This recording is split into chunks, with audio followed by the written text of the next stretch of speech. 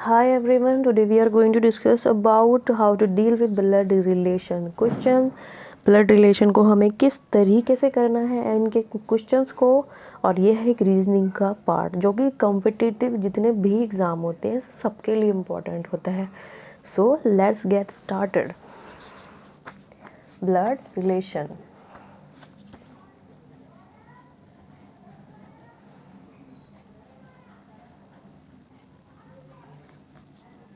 देखिए, blood relation के बहुत सारे टाइप्स होते हैं. मैं टाइप्स नहीं बोलूँगी, बस ये है कि कुछ कुछ चीज़ें उसके अंदर ऐड की हुई है उन टाइप्स के अंदर, बस इसलिए हम इसको बोलेंगे ब्लड रिलेशन 1. तो ये पहला पार्ट है, फिर इसके साथ जो हम आगे आगे बढ़ते रहेंगे इसी तरीके से. ठीक है, तो हम अपनी ट्रिक्स को और अपने मेथड्स को याद रखते हैं कि अब हमें आगे क्या करना है. तो चलिए आगे करते हैं. देखिए, आपको मेल को पॉजिटिव से शो करना है और फीमेल को नेगेटिव से शो करना है. ठीक है, आज के बाद आप लोग इसमें कभी कंफ्यूज नहीं होंगे और बहुत अच्छे से इनको करेंगे. ठीक, देखिए आपको ना मैं ये कुछ इसके टाइप्स करके बता देती हूँ, यानी कि किस किस तरीके के केस आ जाते हैं हमारे पास. ठीक है, A is brother of B. A is brother of B. A जो है वो बी का क्या है, भाई है. तो मैं इसको किस तरीके से डिनोट करूँगी, किस तरीके से इसको शो करूँगी मैं. देखिए, ए, अब वो ब्रदर है, क्यों? क्योंकि मैंने कहा था कि मेल के साथ हम क्या यूज़ करते हैं, प्लस का साइन. अब देखो, ब्रदर सिस्टर जो है वो एक ही लाइन पे आते हैं हमारी जनरेशन के हिसाब से, है ना. A is brother of B. A जो है वो किसका भाई है, बी का. फिर इसकी दूसरी टाइप को कवर करते हैं. A is husband of B. A is husband of B. A जो है वो हस्बैंड है किसका, बी का. क्योंकि मैंने ए जो है वो एक हस्बैंड है यानी कि मेल है, तो मैंने उसके लिए क्या यूज़ किया, पॉजिटिव साइन यूज़ किया. अब देखो, हम यहाँ पर बी के ऊपर कोई साइन नहीं लगा रहे. क्यों नहीं लगा रहे हम इनके ऊपर कोई साइन? क्योंकि हमें पता ही नहीं कि ये मेल है या फीमेल है. हमें तो सिर्फ ए के बारे में बताया है कि ये कौन है. ठीक है, अगले पर चलते हैं, सी पार्ट पर. अब देखिए कह रहा है, A is father of B. अब देखिए, फादर और मदर ये सब जो होते हैं हमारे एक लाइन ऑफ जनरेशन में नहीं आ रहे हैं. किस तरह से, A is father of B, तो बी छोटा हो जाएगा, इसलिए हम उसको क्या कर देंगे, एरो में नीचे दिखाएंगे. ठीक है, इतना समझ में आ गया. अब देखो, इसकी डी टाइप देख लेते हैं एक बार. A is grandfather of B. A is grandfather of B. A जो है वो ग्रैंडफादर है किसका, बी का. तो मैं किस तरीके से दिखाऊंगी, ए जो है वो ग्रैंडफादर है, इसका मतलब यहाँ पर पॉजिटिव साइन आएगा, राइट. अभी देखिए, हम यहाँ पर एक एरो लगाएंगे क्योंकि क्या बोलते हैं, ग्रैंडफादर को आप ध्यान से देखिए. ग्रैंडफादर बी का ग्रैंडफादर है, तो इसका मतलब ये है कि इस जगह पर या तो मम्मा होंगी या फिर पापा होंगे, तभी तो वो हमारे ग्रैंडफादर या ग्रैंड मदर बनेंगे, फिर उनके नीचे हम आएंगे. ठीक है, I hope you get it. ठीक है, अब देखिए, इसको हम लोग के और भी ज़्यादा अच्छे तरीके से और अच्छे से समझ के देखते हैं और अच्छी तरह से. A is brother of B. अगर मैं बोलूँ A is sister of B, A जो है वो सिस्टर है बी की, तो सिस्टर है तो मैंने क्या कहा था कि फीमेल के साथ किसका साइन लगाएंगे हम, माइनस का. A is sister of B, तो इस तरीके से लिखूंगी मैं. A is husband of B. A जो है वो हस्बैंड है किसका, बी का. ठीक है, अगर मैं यहाँ पर लिखूँ A is wife of B. A जो है वो वाइफ है किसकी, बी की, है ना. A is father of B.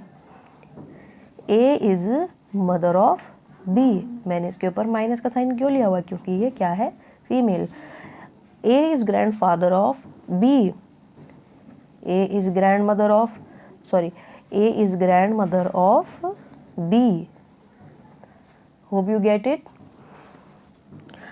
अब ये हमने जब इसका कॉन्सेप्ट को पढ़ लिया, इसको ध्यान में हमने रखा कि इसको किस तरीके से डील करना है, फिर इसके बाद हम इसके अगले वाले पॉइंट के ऊपर मूव करेंगे। उसको याद रखना बहुत ज़रूरी है, और ये इसको बोलते हैं हम लोग ब्लड रिलेशन ट्री। ये ब्लड रिलेशन ट्री को याद रखना बहुत ज़रूरी है ऐसे क्वेश्चन को सॉल्व करने के लिए। ये तो हो गई हमारी सबसे पहला स्टेप। इस स्टेप के बाद हम इस स्टेप पर चलेंगे, अगले स्टेप पर, स्टेप नंबर 2। ये था हमारे पास स्टेप नंबर 1। एक बार इन स्टेप को अच्छे से समझ लीजिए, फिर कभी भी कुछ भी कैसा भी टेढ़ा मेढ़ा क्वेश्चन आ जाए सब हो जाएगा हमसे। सबसे पहले बीच में हमें किसको बिठाना है, यहाँ पर हम छोटी सी लाइन बना लेते हैं।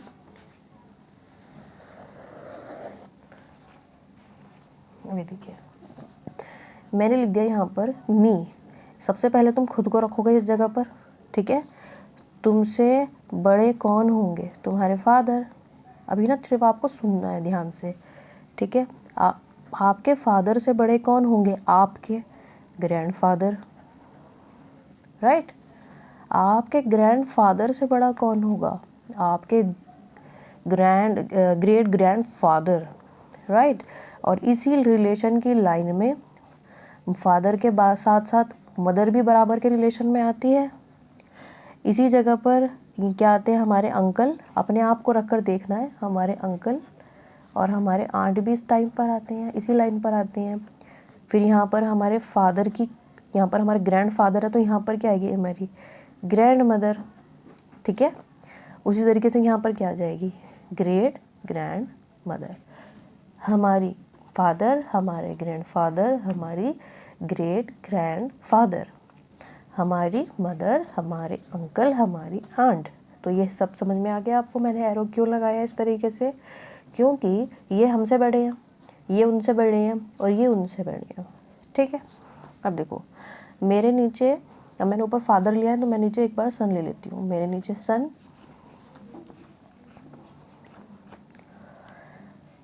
सन के नीचे क्या आ जाता है, grandson, right. This are grandson से नीचे आ जाता है ग्रेट ग्रैंडसन, राइट। अब देखो एक चीज़ ध्यान में दो, मेरे लेवल पे कौन आते हैं, पहले हम इसको समझते हैं फिर लेवल पर आते हैं। सन के बराबर में आ जाएगी डॉटर, और कौन हो सकते हैं हमारे नेफ्यू और नीस, ठीक है। अब देखिए ग्रैंडसन है तो ग्रैंड डॉटर भी होगी। अब इसको देखिए,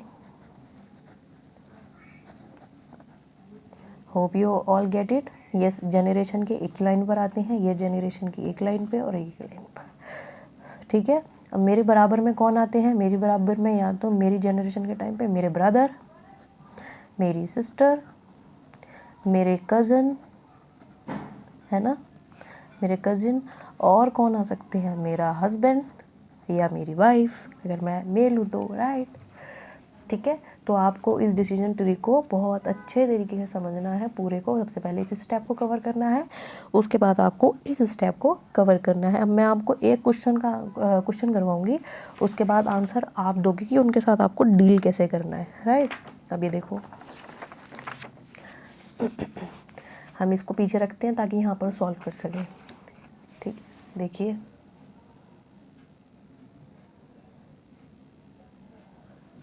actually camera is shaking a lot of, हाँ। अभी देखिए A is brother of B, B is husband of C, D is son of B and husband of E. अब देखिए इन क्वेश्चनों को कैसे सॉल्व करना है, जहाँ से लिखा हुआ है ना सिर्फ वहीं से शुरुआत करनी है। क्या लिखा हुआ है देखिए,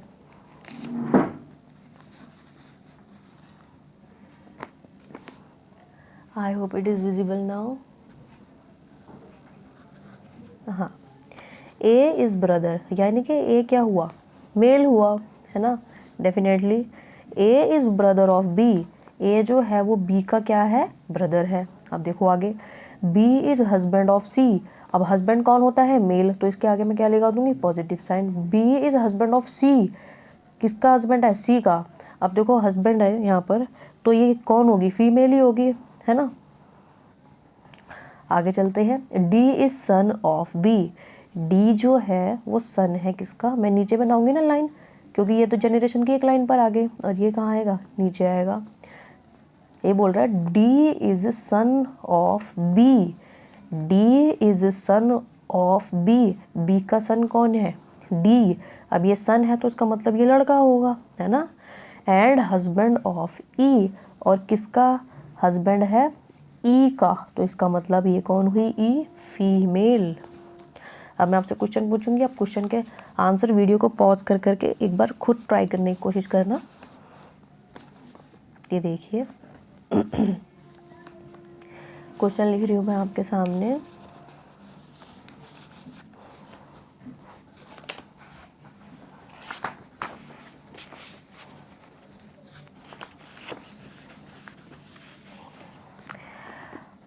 sorry for the delay. What is A to D? अब बताइए मुझे ए टू डी क्या होगा? वीडियो को पॉज कीजिए और खुद आंसर देने की कोशिश करिए। ए टू डी क्या होगा? ए जो है वो डी का क्या लगा? ये मैं बैठा हूँ यहाँ पर छोटू सा, और मैं देखता हूँ कि ये मेरे पापा के कौन है? भाई हैं। तो मेरे कौन लगे? चाचा, यानी कि अंकल। ठीक है। अब अगले क्वेश्चन पूछती हूँ मैं आपसे। What is D to A? What is D to A? अब देखिए इस चीज़ों को आप ध्यान में रखिए। जब पूछता है ए टू डी, ए कौन लगा डी का? कौन कौन है? ए है। तो इससे हम पूछेंगे यहाँ पर कौन लगा? ए। डी का कौन लगा? ये अंकल। अब यहाँ पर मैं पूछ रही हूँ डी टू ए, तो डी कौन लगा? ए का। कौन लगा? ये nephew, right, nephew. See, what is A to C? बताइए। ए जो है इसका क्या लगा? ए इसका क्या लगा? देवर या फिर जेठ लगा। हिंदी में हम बोलते हैं तो क्या बोलते हैं इंग्लिश में इसको? Brother in law. अब डी वाले पार्ट पर चलते हैं। अब ये देखिए, what is E to A? What is E to A? तो ई क्या लगा? ए का। ये कौन है? मेरे अंकल है ना। हम दोनों बहन भाई हैं। अगर ये तेरे अंकल है तो ये मेरे भी तो अंकल है। E. What is A to E? What is A to E? A to E क्या लगा? ये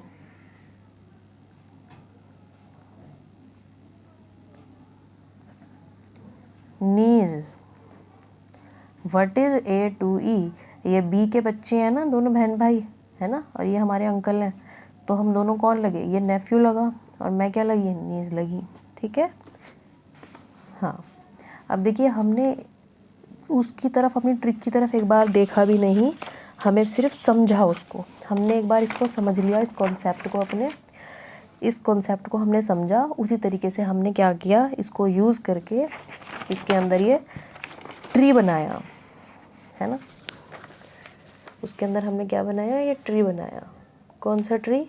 ये वाला ब्लड रिलेशन ट्री बनाया हमने अपने क्वेश्चन के अंदर यूज़ किया इसको।